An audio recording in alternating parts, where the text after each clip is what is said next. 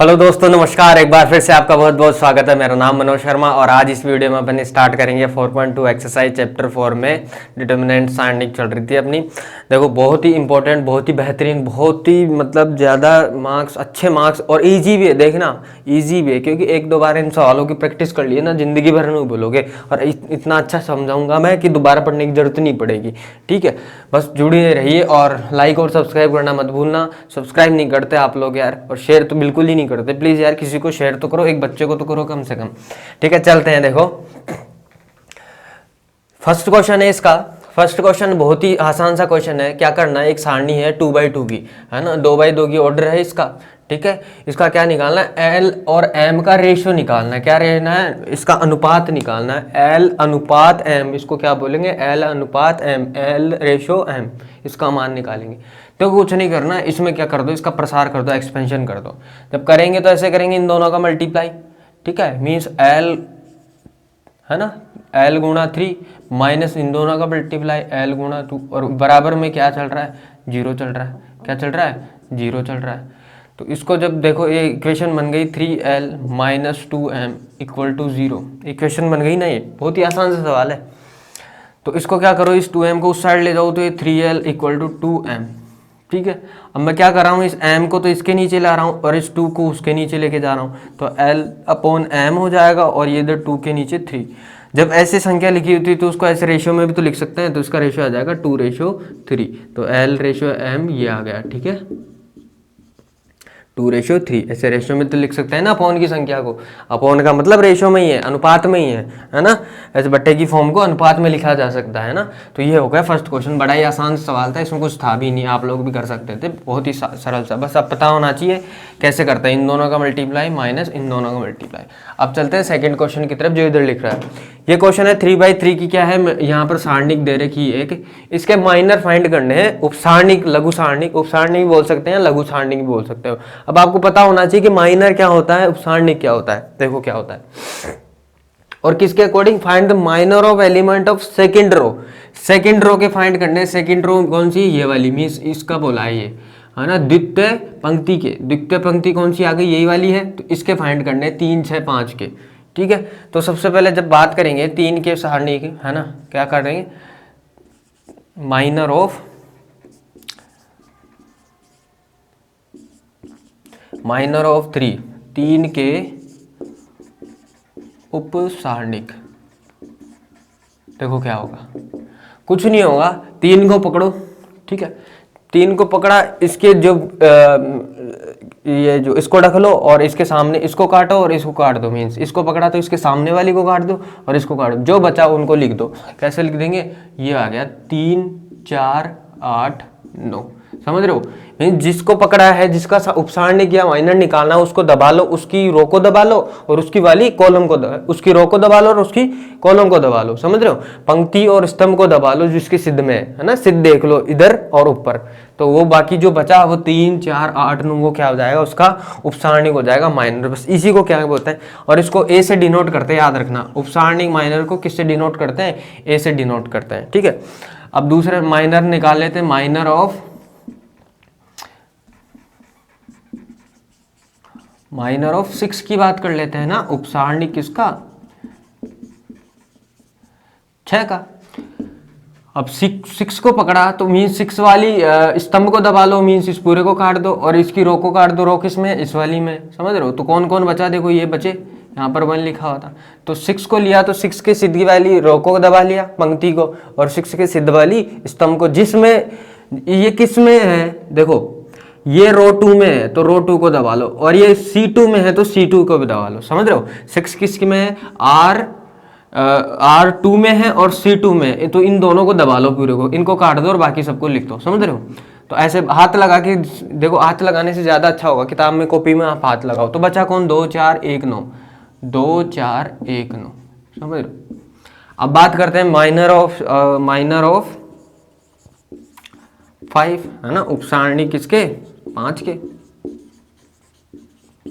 क्या आएंगे, देखो 5 को लिया, 5 के लिए तो 5 किस में है, 5 है R2 में, R2 और C3 में है।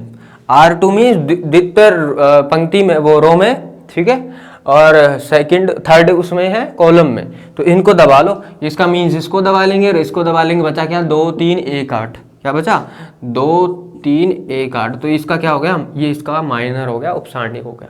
अगर इसने बोला होता कि इसकी वैल्यूज निकालो, इसके उपसारणिक का मान निकालो, तो मान निकालने के लिए क्या करते, इन दोनों का मल्टीप्लाई करते, 9 इंटू 9 इंटू 3 27 माइनस 82 32, 8 इंटू 4 32, ये कितना आ गया -5।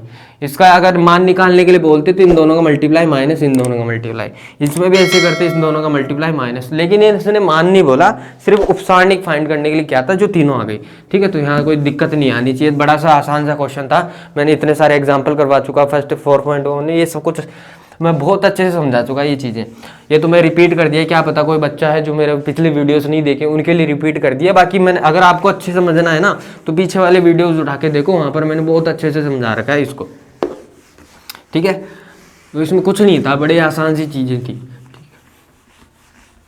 चलते हैं अगले क्वेश्चन की तरफ। Question number 3। क्वेश्चन नंबर 3 क्या कह रहा है, डिटरमिनेंट लिखा हुआ है अपने पास एक क्वेश्चन 3, 13 14 15 16 17 18 19, ये तो वो लिखी हुई है, नंबरिंग लिखी है 13 से 21। इसको इवेल्युएट करना है, इसका हल करना है। अब इसने ऐसे नहीं बोला कि एक्सपेंशन प्रसार करके करो या विदाउट एक्सपेंशन, कुछ नहीं बोला, तो आपकी मर्जी है, जो लगाना है लगा दो, या तो डायरेक्ट प्रसार कर दो फर्स्ट पंक्ति के अकॉर्डिंग, है ना, समझ रहे हो, एक्सपेंशन कर दो फर्स्ट रो के अकॉर्डिंग, या आप कुछ नियम प्रॉपर्टीज भी लगा के भी इसको सोल्व कर सकते हो, क्योंकि उसने बोला नहीं है। अगर उसने बोला होता विदाउट एक्सपेंशन तो डायरेक्ट प्रसार नहीं कर सकते, एक्सपेंशन नहीं कर सकते थे इसके, है ना, उसने नहीं बोला कि बिना प्रसार किए, तो कैसे भी कर सकते, आपकी इच्छा है, आंसर बिल्कुल मिलेंगे, 100% मिलेगी। जब उसमें लिखा हो ना, उसी के अकॉर्डिंग करना है, तो उसमें कुछ नहीं दे रहेगा कैसे निकालना है, तो आपकी इच्छा है कैसे भी निकाल लो। अब देखो, इसकी सोल्व करने का एक मेथड है, डायरेक्ट अगर एक्सपेंशन प्रसार करते हो तो कर दो आप, कोई दिक्कत नहीं, सवाल सही है, लेकिन देखो उससे भी जल्दी आंसर आ सकता है, क्योंकि एग्जाम में अपने को टाइम बचाना है, शॉर्ट में और दिमाग का यूज करना है। देखो क्या करेंगे इसमें जो ये लिखा हुआ है ना R2 में से माइनस कर देंगे हम अपन R3, वो R1 है ना, R2 में क्या चेंज करेंगे, R2 में से माइनस कर देंगे R1, इसको इसमें से माइनस कर देंगे, और जो R3 है ना, R3 देखना बहुत आज जल्दी हो जाएगा क्वेश्चन, R3 में से माइनस कर दो, R2 माइनस कर दो, मीन्स इस वाली में से इसको माइनस कर रहे हैं और इस वाली को इसमें से माइनस कर रहे हैं, तो कर दो। और R1 में तो कुछ चेंज कर ही नहीं है, तो उसको एज इट इज लिख दो। इसमें से इसको माइनस कर रहा है, देख 14 - 13 1 आ गया, 17 - 6 1 आ गया, 20 - 1 9 1 आ गया, 15 - 1 1 आ गया, 17 - 1 1 आ गया, 21 - 1 आ गया। जैसे ही 1 1 आ गए, इसका मीन्स नियम क्या कहता है, प्रॉपर्टी क्या कहती है कि अगर किसी भी सारणी के डिटरमिनेंट के कोई दो पंक्तियां या कोई दो कॉलम कोई भी हो, अगर बराबर आ जाए तो उसका मान क्या होता है 0। तो ये चीज लिख लेना आप।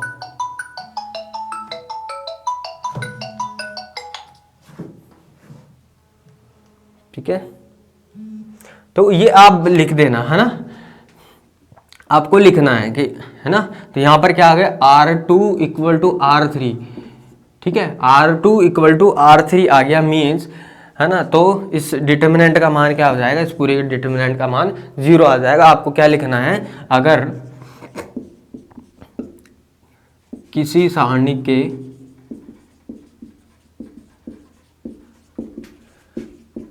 कोई भी दो पंक्ति या स्तंभ, कुछ भी हो सकता है, बराबर हो, एक लाइन लिख देना फटाफट, हो तो उसका मान 0 होता है। English if the element of any 2 rows और कॉलम, है ना, या कॉलम भी लिख लेना, column are equal,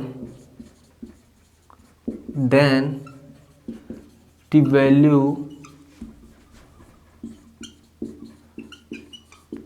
of determinant, है ना, पूरा लिख देना, विल बी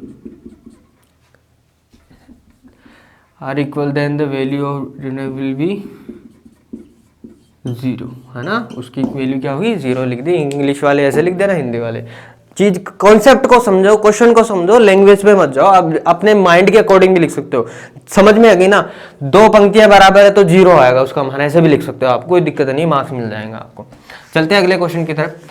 अब इसका प्रसार करते हैं, एक्सपेंशन करते हैं तो काफी टाइम लग जाता है, मल्टीप्लाई करना पड़ता है, इतनी बड़ी बड़ी संख्या है, इतने बड़े बड़े नंबर है, काफी वक्त लग जाता।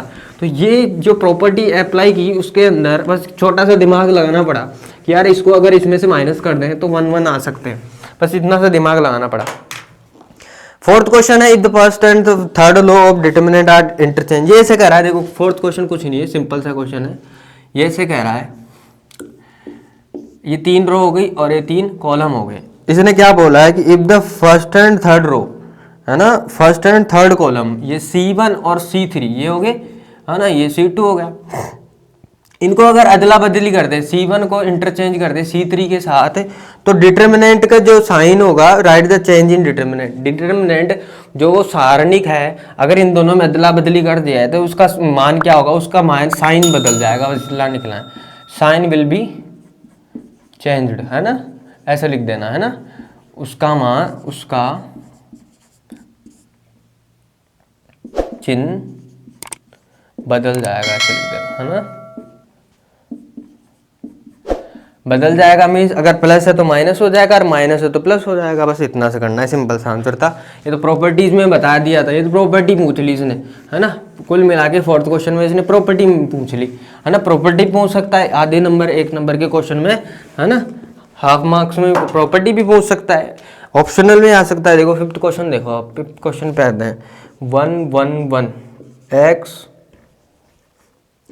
y z z x X Y Y plus Z Z plus X X plus Y.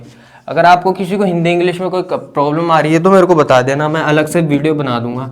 अब ना तो देखो मैं ज़्यादा इंग्लिश का यूज़ करा ना ज़्यादा हिंदी के यूज़ करा, क्योंकि मैथ में हिंदी इंग्लिश का कोई रोल नहीं है ना। आपको सवाल समझना, हिंदी इंग्लिश पे ध्यान मत दो, है ना, सवाल समझो, बाकी वही डिटरमिनेंट सारणी दिमाग में रखो, इंग्लिश बस इस आपका ही फायदा होगा। देखो इसको दोनों, देखो इस वीडियो को देखने से दोनों का फायदा होगा, हिंदी वालों की तो इंग्लिश सही हो जाएगी और इंग्लिश वालों की हिंदी समझ में आ जाएगी। पता होना चाहिए नॉलेज के लिए कि इसकी हिंदी क्या होती है और इसकी इंग्लिश क्या होती है ना। ये LHS equal to RHS prove करना है, तो LHS को सोल्व करते हैं अपन। देखो क्या करना है LHS में, ध्यान से देखना है इस क्वेश्चन को। जहां आपको किसी भी एक्स वाई, इधर देखो यहाँ पर लिखा हुआ है x माइनस वाई। देखो x माइनस वाई कैसे आ सकता है, अगर इसमें से इसको मैं माइनस करूं, ध्यान से देखो, इसमें से इसको माइनस करूं तो Z X minus Y Z करूं तो देखो जेड कॉमन आ रहा है और x माइनस वाई बन रहा है कि नहीं, समझ में आ गया। तो इसमें से इसको माइनस किया जा रहा है, तो इसमें से इसको माइनस करते हैं तो यहाँ पे 0 भी आएगा, है ना। 2 फायदे हो गए। डिटरमिनेंट को, सारणी को सोल्व करना है ना, आप 2 चीज़ों में फोकस होना चाहिए। उसके अवयव एलिमेंट को 0 बनाने की कोशिश करो सबसे पहले, कैसे न कैसे 0 लाओ। ऐसे दिमाग में धर लो कि इन 1 1 को माइनस करके 0 लाना है, उसको सबको छोड़ दो, बस दिमाग में रखो इन 1 1 को माइनस में लाना है। और RHS में भी देखो कि इधर क्या आ रहा है, इधर देखो इस को ध्यान कर रख के भी सोल्व करना है, ठीक है। अब देखो y माइनस जेड कैसे आएगा, y माइनस जेड, इसमें से इसको माइनस करेंगे तो y माइनस जेड आएगा, इसमें से इसको माइनस करेंगे तो y माइनस। तो ये चीज आपके दिमाग में चलनी चाहिए कि किससे क्या होता है। जब ऐसे दिमाग में पहले बात आनी चाहिए तभी आप सवाल कर सकते हो। अगर पहले ही नहीं आता तो क्या रखोगे, पेन कॉपी तभी उठाना जब सवाल, हाँ यार ऐसे ऐसे करना है, इसको पहले कैलकुलेट करनी है माइंड में।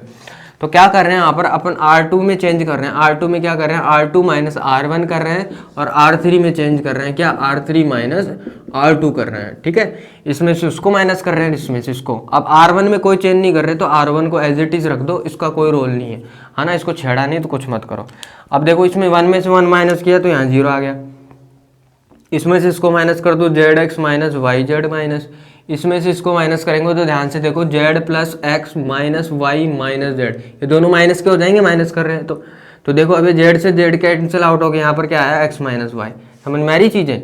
अब इसमें देखो इसमें से इसको माइनस किया तो ये 0, इसमें से इसको माइनस करेंगे तो X Y minus Z X. अब इसमें से इसको माइनस करेंगे तो देखो X plus Y minus Z minus X, तो देखो ये एक्स वाला एक्स से कट गया तो क्या बचा, वाई माइनस जेड आ गया अपने पास, है ना। चीज़ें आसान है, बहुत ही आसान है, बहुत ही आसान सा सवाल है, कोई बड़ा लोड नहीं लेना इसमें, है ना। कुछ नहीं है मैथ, बस हवा बना रखा है, हार्ड होती है। देखो अब आगे देखो, इसमें से भी कॉमन आ रहा है, जो कॉमन लिख देता हूँ मैं। देखो चलो यहीं लिख देता हूँ, इसी में फालतू स्टेप कम हो गया आपकी। देखो ये जेड कॉमन आ रहा है दोनों में, तो इस जेड को मैंने बाहर निकाल लिया दोनों से।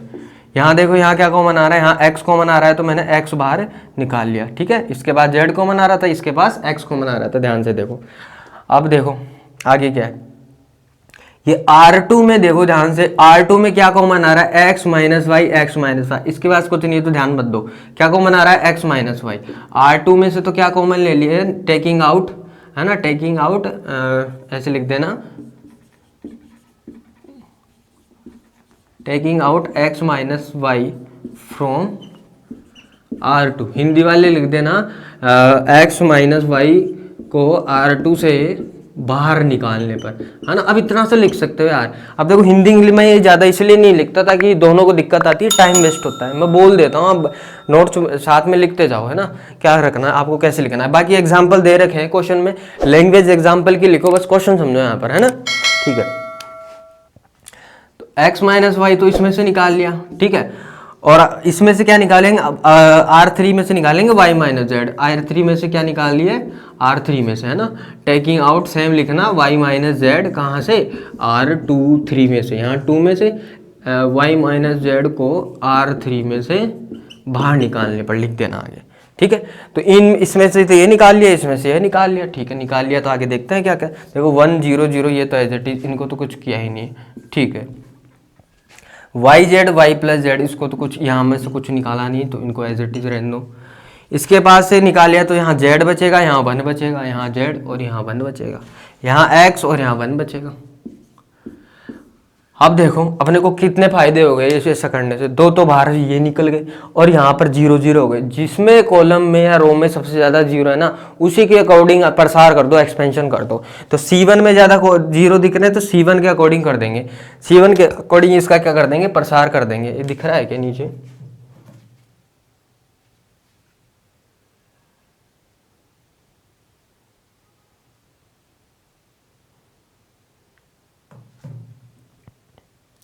आ जाओ।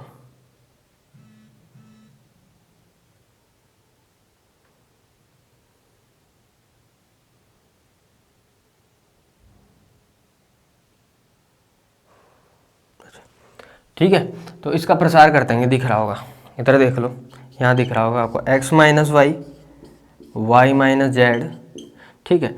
अब देखो प्रसार कर रहे हैं तो 1 को लिखेंगे, देखो ये प्लस होता है, ये माइनस होता है, ये प्लस होता है, ये साइन पता होना चाहिए, यहाँ माइनस, यहाँ माइनस, यहाँ माइनस, ये प्लस, ये प्लस, ये प्लस, ठीक है, पता होना चाहिए।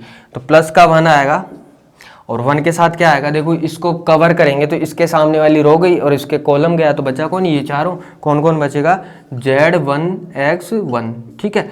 अब देखो इसके आगे क्या लगेगा, माइनस लगेगा, यहाँ याद रखना। और ये 0 0, अब उसको आगे लिखने की जरूरत ही नहीं क्योंकि इसके पूरी माइंड, और इधर आगे प्लस 0, ये पूरा 0 हो जाएगा। तो इसके आगे जो माइनर है ना, जो उसका सारणी का इसका, ये वो लिखने की जरूरत ही नहीं है, बस इतना लिख के छोड़ दो आप, क्योंकि वो वैसे भी 0 होने वाला है।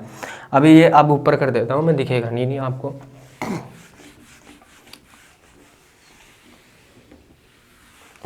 ठीक है, अपने पास क्या आ गया, x minus Y, Y minus Z.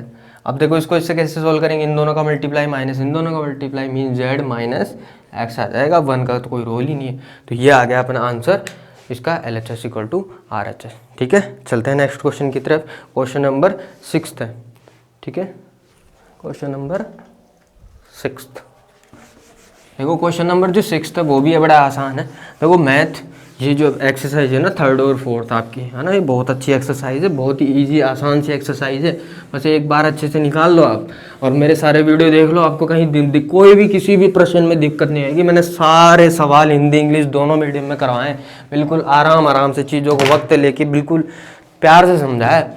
बस आपको शेयर और सब्सक्राइब करना नहीं भूलना है, बस आपको बस इतना सा काम कर देना। क्वेश्चन नंबर 6 है, देखो इसमें भी इसने नहीं बोला कि कैसे करना है, कि प्रसार करके करना है या बिना प्रसार, कुछ नहीं बोला, तो आपकी मर्जी है, कैसे भी कर दो, डायरेक्ट इसका प्रसार भी कर दो या कुछ प्रॉपर्टीज भी अप्लाई कर सकते हो, कुछ भी कर दो इसका, है ना। इसमें कोई आपको दबाव नहीं डाला इसने कैसे करना है ना, कुछ नहीं बोला, बस ऐसे बोला हल करो, कैसे भी करो, एक्सपेंशन करके करो या बिना कैसे करो। अब देखो बिना एक्सपेंशन करते हैं ना तो जल्दी सोल्व होगा। देखो प्रॉपर्टीज लगा के, मतलब देखो प्रॉपर्टीज क्या लगानी है, इसको क्वेश्चन को ध्यान से देखो। इसमें तो पूरे में देखो ए स्क्वायर कॉमन आ रहा है, किसमें C1 में से, C2 में से बी स्क्वायर कॉमन आ रहा है, और इसमें से C3 कॉमन आ रहा है। किस किस में से, C1 में से तो क्या कॉमन आ रहा है, ए स्क्वायर, C2 में से क्या कॉमन आ रहा है, बी स्क्वायर लिख देना आप, और C3 में से क्या कॉमन आ रहा है, C स्क्वायर कॉमन आ रहा है। तो निकाल लो, देखो निकाला, तो ये बाहर निकाल रहे हैं, तो ए स्क्वायर बी स्क्वायर और C स्क्वायर, तो ये हो गए बाहर। देखो यहाँ क्या बचा, ये तो जीरो था, कुछ नहीं बच रहा था इसके पास, यहाँ बच जाएगा B, यहाँ बच जाएगा C, यहाँ A, ये 0, ये C, ये A, ये B, ये 0, ठीक है, इतना हो गया। अब दूसरी कंडीशन नहीं होनी चाहिए, जो कॉमन आ गए उनको ठीक है निकाल लो। अब दूसरी ध्यान आपका होना चाहिए, डिटरमिनेंट में कैसे न कैसे अवयवों को जीरो करें। अब यहाँ पर बताओ मुझे कैसे जीरो किया जा सकता है, किस में से किसको माइनस करेंगे जीरो हो जाए। देखो इस ए में से इसको माइनस कर दूंगा तो यहाँ जीरो हो जाएगा, इस बी में से इसको जीरो करेंगे तो जीरो आ जाएगा। इसमें से किसी को भी एक को पकड़ लो, इसको जीरो करो या इसको जीरो करो या इन दोनों को, है ना। अपने फर्स्ट पे ले लेते हैं, किस पे, C2 में चेंज कर रहे हैं, C2 में क्या कर रहे हैं, C2 माइनस C3 कर रहे हैं, मीन्स इसमें से इसको माइनस कर रहे हैं ताकि यहाँ जीरो हो जाए। कर दो A square B square C square, तो ये 0 B C ये एज इट इज, ए में से ए गया तो जीरो माइनस बी कर रहे हैं तो यहाँ माइनस बी आएगा, ध्यान रखना। 0 माइनस C कर रहे हैं तो यहाँ C आएगा, और ये इसमें तो कुछ चेंज कर ही नहीं है। अब जिसमें सबसे ज़्यादा जीरो है उसके अकॉर्डिंग क्या कर दो, इसका एक्सपेंशन कर दो। तो यहाँ पर क्या आ जाएगा अपने पास, A square B square C square. अब देखो ये जीरो है, साइन बता देता हूँ आपको, ये प्लस ये प्लस ये प्लस ये प्लस ये प्लस, ये चारों बीच के माइनस होते हैं, ठीक है, और बाकी सब प्लस होता है, ठीक है। तो ये जीरो, अब इसके आगे की उपसांडिक माइनर लिखने की जरूरत नहीं है कि इसको छोड़ो, ये लिखना है उसका, छोड़ो आप। फिर आगे -0, ये वाला माइनस में आएगा, फिर प्लस ए आएगा। अब इस ए का लिख दो, ये गया और ये गया तो कौन बचेगा, ये चारों, B -B C और C, यही आएगा, ठीक है, B -B C और C, ठीक है, लिख दो आगे। ये हो गया A square B square C square, ये A और ये मल्टीप्लाई करेंगे BC, और ये माइनस तो इसका और ये माइनस ये वाला, है ना, -BC, ठीक है। आगे देखो A square B square and C square, ये A ये BC, ये plus minus minus plus BC, तो ये कितना हो जाएगा 2BC, कितना हो जाएगा, A square B square C square A, और ये हो जाएगा 2BC। तो ओवरऑल अपने पास आंसर रिजल्ट क्या आ जाएगा, आंसर आ जाएगा अपने पास ए स्क्वायर बी स्क्वायर, 2 आगे लिख दो। देखो क्यूब हो जाएंगे सारे क्या हो जाएंगे, देखो A 2A cube, B2 B1 3 cube, B cube C2 और C1, ठीक है। तो ये सारे क्यूब हो गए, 2A cube B cube C cube, इसका आंसर आ गया। बड़ा ही आसान सा सवाल था, ठीक है। अगर आप इसको ऐसे कर सकते थे, इसके अकॉर्डिंग प्रसार करके, तो भी आ जाता, लेकिन ऐसा जल्दी होता है, आपको लग रहा होगा टाइम लग गया, लेकिन जैसे जैसे प्रैक्टिस करोगे ना सब आसान हो जाएगा, ठीक है दोस्तों। ये थे 6th क्वेश्चन। फिर आगे जो अगले सवाल है जो अगले वीडियोस में कराएंगे, ठीक है दोस्तों। अगर समझ में आया तो लाइक ज़रूर करके जाना प्लीज़, और ज़्यादा से ज़्यादा इसको शेयर करो, और सब्सक्राइब करना नहीं भूलना, और वो जो लाइक का बटन है उसको ज़रूर दबा देना, इस वाले को नहीं, इस वाले को, ठीक है दोस्तों। धन्यवाद, जय हिंद।